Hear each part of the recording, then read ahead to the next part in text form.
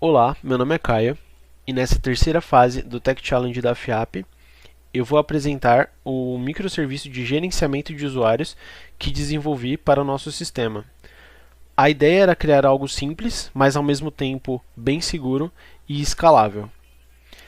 O projeto ele está estruturado em camadas, onde temos as controllers que cuidam das rotas da API, os models, onde fica toda a lógica de negócio, as entities, que representam as tabelas do banco de dados, a camada data, que gerencia o Entity Framework, os mappers para conversão de tudo isso, e as migrations, que controlam as mudanças no banco de dados. É uma estrutura bem organizada que facilita muito a nossa manutenção. As tecnologias utilizadas foram a .NET 8 com ASP.NET Core, Entity Framework 9 para trabalhar com banco de dados, o SQL Server rodando em nuvem na Azure. Em termos de funcionalidade, o serviço faz tudo o que espera de um gerenciamento de usuários. Você consegue criar, listar, buscar por ID, atualizar e deletar os usuários. Além disso, tem os endpoints específicos para ativar e desativar as contas. O que é útil quando você não quer deletar um usuário, mas precisa bloquear o acesso dele temporariamente. Agora, a parte que prestamos bastante atenção foi a segurança. Nenhuma senha é armazenada em texto plano.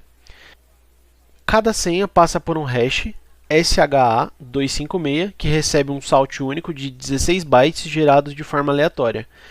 Isso significa que mesmo que duas pessoas usem a mesma senha, os hashes vão ser completamente diferentes.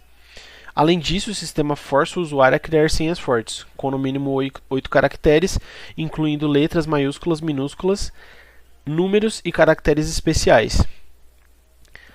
Na parte do banco de dados, que está hospedado em Azure, tem uma tabela chamada Users e todos os campos necessários, como ID, nome, e-mail, hash da senha, salt, as datas em que ocorreu a criação e a atualização, e um campo para indicar se a conta está ativa ou não. Usei Fluent API para configurar tudo certo. As migrations mantém o histórico de todas as mudanças no esquema. E quando você acessa o Swagger, dá para ver todos os endpoints disponíveis de forma visual e até testar direto por lá. Em conclusão, no fim das contas, esse microserviço entrega uma solução completa e segura para gerenciar os usuários e sistema de jogos. Obrigado. Olá, eu sou o André, eu sou um dos responsáveis por a parte de DevOps dessa terceira parte. O que eu vou apresentar para vocês é as pipelines multistage de testes e publicação na nuvem no Windows Azure, os Web Services e a API Gateway. Então, nossos microserviços foram quebrados em 3: usuário, pagamento e games, né? Então, basicamente, cada um desses projetos conterá essa mesma estrutura de código com o workflow da pipeline. Basicamente, o que a pipeline multistage faz conforme as informações aqui: instalar o .NET versão 8, restaurar as dependências, compilar o projeto, executar o projeto de testes. Com sucesso, ele começa a parte aqui do deploy no Windows Azure e passando todas as pastas correspondentes para fazer a publicação, usando o app name que foi criado no Azure e usando o publish profile de cada microserviço para fazer essa publicação. Aqui tem um exemplo de uma execução que foi publicada com sucesso. Então, aqui o projeto de teste, o projeto de publicação no Windows Azure.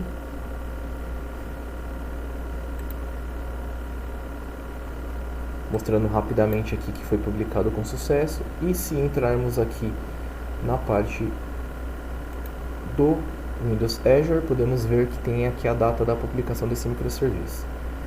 Todos os projetos, os microserviços têm essa mesma estrutura, ou seja, cada microserviço tem sua pipeline multistage, seguindo o mesmo padrão aqui que foi apresentado no primeiro, e cada um tem a sua web name microserviço correspondente e seu Publish Profile na Azure, né? Como pode ser visto aqui. Aqui também a mesma coisa foi apresentada. Também podemos mostrar um exemplo de publicação com sucesso. Aqui, se olharmos a parte desse microserviço também, aqui está a data da publicação dele. E basicamente essa parte, né? Então foram criados 3 app services lá na Azure.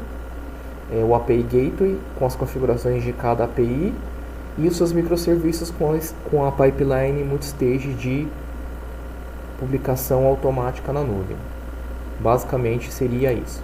Obrigado. Olá pessoal, eu sou o Cauã. Aqui no nosso projeto eu fiquei como Dev DevOps e vou mostrar para vocês um pouco aqui, né, da function que eu criei para disparo de e-mail, né, para o usuário final. Começando aqui na program, né, program bem básica aqui, que ela faz a conexão com o nosso SQL. Aqui na Local Settings ela tem esse SendGrid API Key, que nada mais é a key da plataforma SendGrid, que ela que é responsável por todo o disparo de e-mail, né? Voltando aqui para nossa send status aqui, ela faz aqui, ela monta toda a requisição, né, todo o post, e aqui a gente passa aqui é o layout do e-mail, né, que vai ser enviado para o usuário final, né, um simples HTML, e aqui toda a chamada da parte de SendGrid. Aqui na nossa base de dados aqui, eu criei aqui uns usuários testes e aqui esse usuário aqui é o meu, né? O ID2, né? E aqui na requisição do Postman, eu vou passar aqui com o ID2 para vocês verem que aqui ele envia com sucesso o e-mail, né? E ele retorna aqui o e-mail e o nome do usuário lá da base de dados. Se eu colocar aqui o ID3, ele vai fazer o disparo de e-mail para o nosso ID3 aqui, que é esse aqui, outro usuário teste.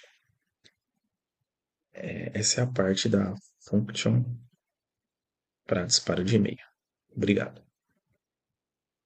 Olá, eu sou o Gustavo, vou estar apresentando para vocês o microserviço que faz o processamento do pagamento.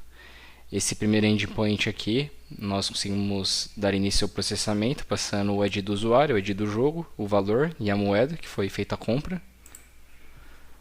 Executando, ele retorna que o processo foi finalizado e o ID do processo. Nesse outro endpoint, nós conseguimos fazer a consulta do processo, nesse caso ele foi processado com sucesso. E nesse terceiro nós conseguimos buscar todos os pagamentos que o usuário fez, trazendo todos os jogos, valores, o status. Olá, eu sou o Felipe e hoje eu vou apresentar, referente ao Elasticsearch, ao Azure Functions, parte do site da Azure, e também o microserviço de jogos. Bom, para a apresentação eu vou rodar localmente mesmo, para mostrar melhor o funcionamento. Aqui nós temos o nosso microserviço de games, né? Onde aqui a gente tem alguns endpoints, vou mostrar os mais importantes, né? Bom, aqui então, estava testando anteriormente, mas aqui então nós temos a criação de um jogo. Então aqui eu vou criar esse jogo aqui. Então criei o ID8. Então aqui eu vou fazer a compra desse jogo. Eu coloco o ID do jogo, ID do usuário, a moeda, e eu rodo. Então ele envia para o microserviço de pagamentos. E aqui ele retorna os dados pertinentes a esse jogo e esse pagamento, né? Então, dito isso, eu fiz a compra do jogo. Tá. Aqui nesse outro endpoint, eu consigo buscar os jogos que esse usuário possui, né? Então, no caso, ele já tem alguns jogos aqui, né? No caso, o último que a gente acabou de comprar, a data, né? No caso, Então, data e horário de hoje e agora. E os jogos anteriores, né? Então, aqui ele retorna a lista. Aqui, a gente consegue puxar o jogo pelo ID. Então, passo o ID, retorna os dados do jogo. Aqui, a gente consegue fazer uma busca avançada. Tudo vinculado ao Elasticsearch também, Elasticsearch e banco de dados. Então, tudo que cadastra, etc., tudo no Elasticsearch. Então, aqui eu faço uma busca paginada avançada, onde eu filtro por gênero Racing, quantidade de página, né? E a página. Então ele vem aqui, ele retorna paginado. Todos os jogos do gênero de Racing. Tá? Então aqui, se eu quiser filtrar também por nome de jogo, por exemplo, eu consigo. Ele retorna o jogo. Aqui, se é um outro endpoint onde eu tenho top gêneros, então quantidade de gêneros 3, e ele faz um top, né, um ranking. Retorna os 3 gêneros com mais jogos. Tudo para questão de recomendação.